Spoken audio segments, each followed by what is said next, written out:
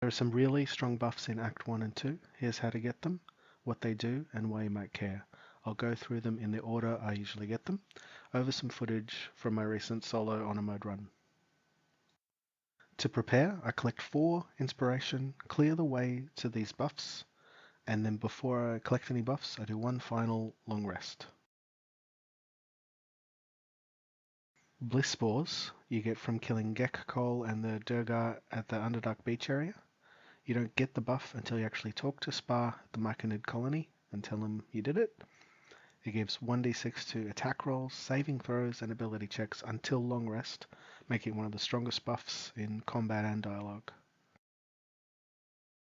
Dark Lady buffs are next.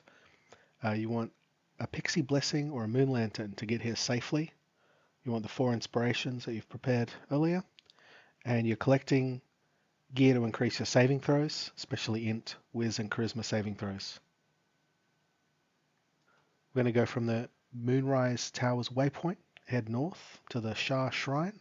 You open the Shah Shrine by clicking the plaques in order to spell Our Lady of Loss, and then a door opens up, you can click on it, descend the stairs. At the bottom of the stairs, you're going to equip your intelligence saving throw items. Click the first plaque at the bottom of the stairs. Pass a DC 14 intelligence saving throw using inspiration if needed. And you get the Dark Lady intelligence buff. It's +5 to intelligence and it lasts until long rest.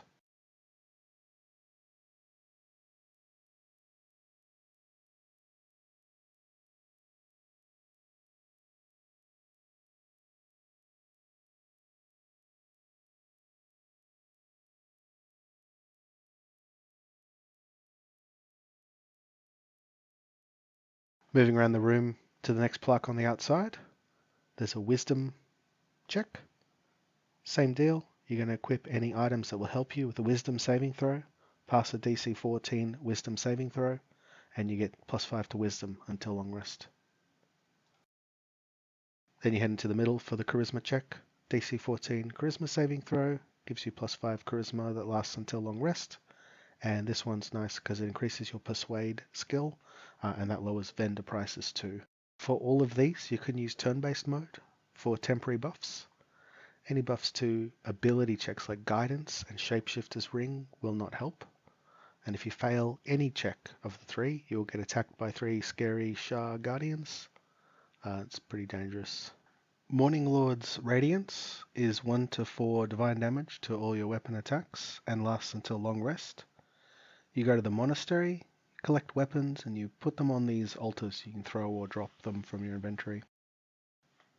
On screen is where each weapon goes. If you're having trouble with that, you know it's working if they light up. The monastery area contains ceremonial weapons of each type, but any weapon matching the type will do.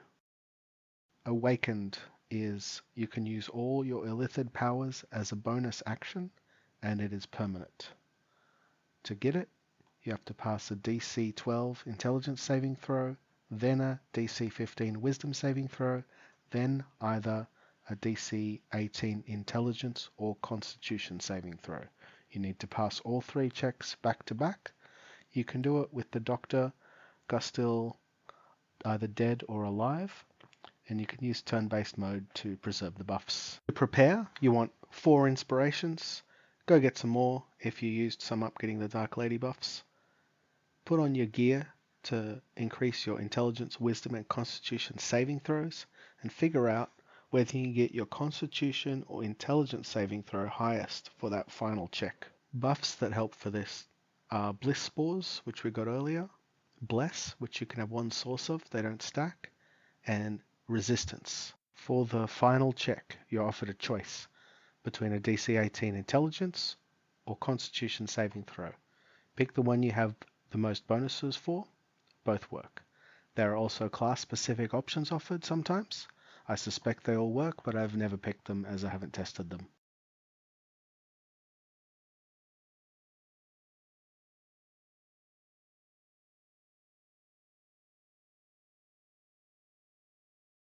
Afterwards, if the doctor's still alive, you have to pass a performance check to convince her you're not dangerous. I find it easiest to kill her beforehand. Dream Guardian Bless is 1d4 to attack rolls and saving throws, and lasts until long rest. You get it when you go into the Astral Prism in Kresh Yelek and talk to the Dream Guardian.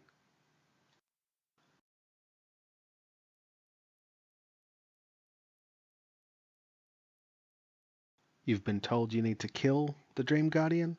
I don't think it matters whether you choose to attempt to kill the Dream Guardian or not. Either way, you get the Bless, because they want you to get out of the Kresh alive.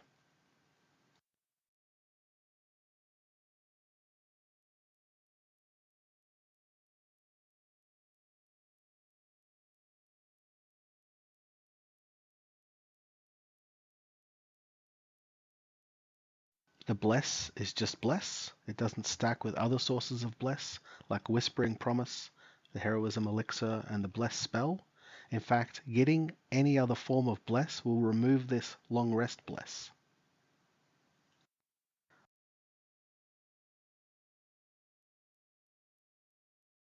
After this scene, if you've recruited Lae'zel as a companion, you'll be interrupted when leaving the Kresh zone, such as traveling to the Shadow-Cursed lands.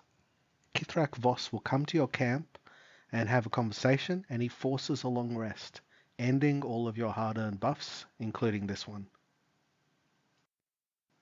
There are some drastic solutions if you want to keep your buffs. Never recruit Lae'zel or permanently kill her before this scene. It has to be a story death, not just her dying in combat.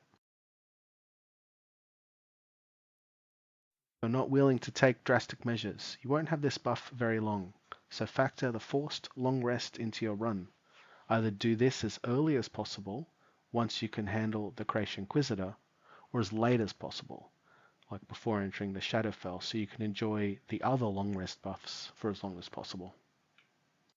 You also don't need to go into the Astral Prism and have this scene at all. You won't get the Bless, but you also won't have the forced long rest. If I do get the buff, I immediately send to camp any other items I have which grant Bless, so I don't accidentally use them.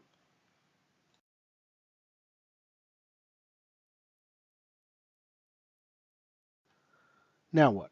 Why did I get all these long rest buffs? Firstly, we maximized our chance of getting that permanent awakened buff. But what comes next will depend on your class and build.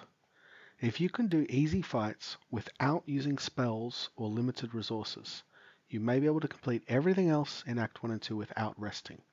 Drink your favorite elixir, drink health potions to top up your health between fights, use your scrolls and special arrows, still use your strongest abilities on the hardest fights only, but pace yourself when you're winning. You can use Potion of Angelic Slumber and Reprieve, check the vendors for these. These are potions that give the effects of long and short rests, and there is a restoration pod in the Illithid colony before the final Merkle fight, which also gives the effects of a long rest. I think rangers, rogues, fighters, and barbarians are well suited to this option. If that sounds impossible or just annoying, get fully buffed and then start doing any encounters you plan to skip with an ability check, like Malice Thorm the Surgeon and Visibold Thorm the Barkeep. The checks are much easier buffed, and if you talk them to death, you haven't used any resources. If you fail the dialogue checks, you'll be stronger in the fight. Then do the fights you personally find hardest until you're out of resources, and rest when you're empty. Even if you're only level 7, with full buffs, this could be the strongest you are until Act 3, so go after those hard fights. I think sorcerers, paladins, bards, and wizards are more suited to this second option. You're best placed to know what your character can handle and which fights you have struggled with or have died on in the past. Trust your instinct and use the buffs on the fight you dread most. The fun comes to an end when you leave Act 2 towards Baldur's Gate. You'll be forced to long rest and you'll lose any buffs from Act 1 and 2.